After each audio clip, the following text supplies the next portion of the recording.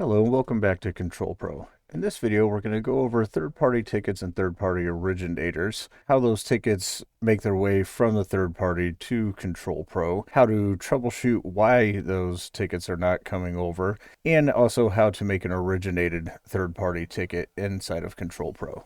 Let's start off with what is it we are talking about when we refer to a third party. In this case, what we are talking about is your ERP software, your agronomy software that you use to generate tickets, whether it's somebody in the office or somebody in sales. For this video, we're going to be using Agvance as the example. As you can see here, we interface with several different ERPs and agronomy software. If you ever have any questions, if we can interface with one you use, just please feel free to reach out to us. Many times this originator is set up at the initial install with a Murray technician or engineer, but sometimes you may purchase the software later down the road or any number of reasons why it may not have been set up on day one and now you're ready to set it up. That is when you'll want to reach out to us here at Murray and we can get this set up for you. Typically this would also involve either your IT or somebody from the company such as Agvance SSI to set up a shared path. Sometimes it's an API that needs to be set up in cases such as ARS and SAP, or with Advantage, a text file may need to be sent over as well.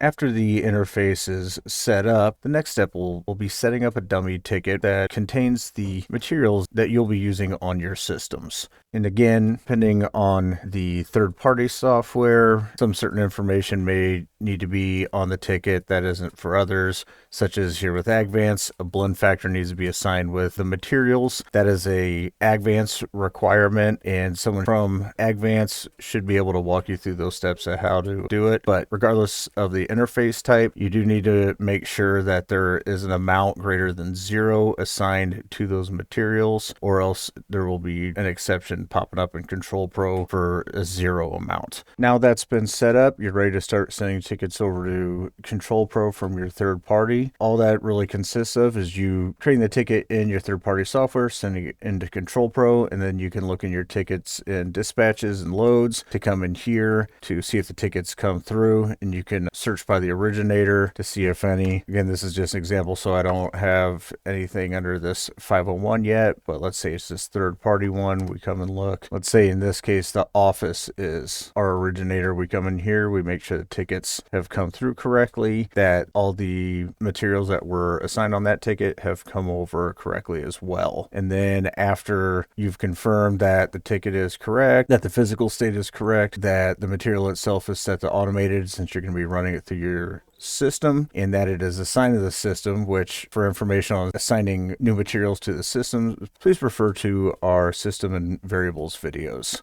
But now that you have the ticket created, you can assign it to the system and run it how you would normally run any ticket. Now, say you're not getting tickets coming over from your originator, or from your third party rather. If there is an error in ControlPro that is preventing the ticket to come over, here in the screen square with the check mark, it'll be red instead with an exclamation mark. You click on that and you're going to go to your third party tab, and in here will be an exception or an error explaining what is going on. Typically some of the issues that may be happening is the connection to the third party is broken, and in that case you may see a timeout error, or that it will say the path cannot be found. Other times there may be a unit measure error. ControlPro is case sensitive in reading the unit of measures. So say for instance, we'll just look at this one here. Pounds is supposed to come over like this with capital L, lower b, S, but instead it comes in all caps or only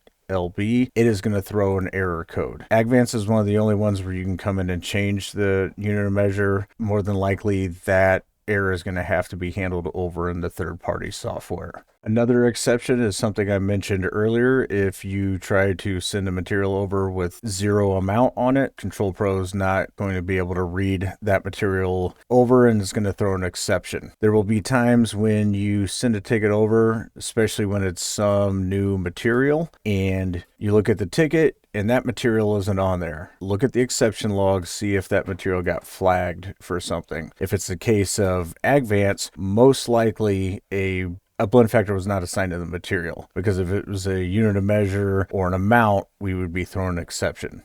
If you send a ticket over to the blender, or to ControlPro rather, and you don't see the ticket here in ControlPro and there's no exception popping up when you try to send it, something is happening when you are trying to send a ticket from that third party. Sometimes it's a network connection.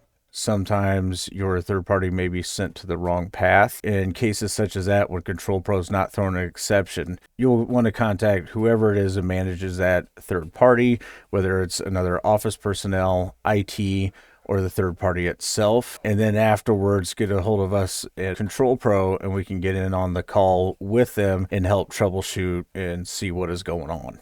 Say for some reason your network's gone down, internet connection's gone down, so you're not able to get tickets from the third party. In ControlPro, you can create what's known as an originated ticket with that third party's prefix on it. The ticket will not be sent back to your third party, at least in this case for, say, bookkeeping and consistency.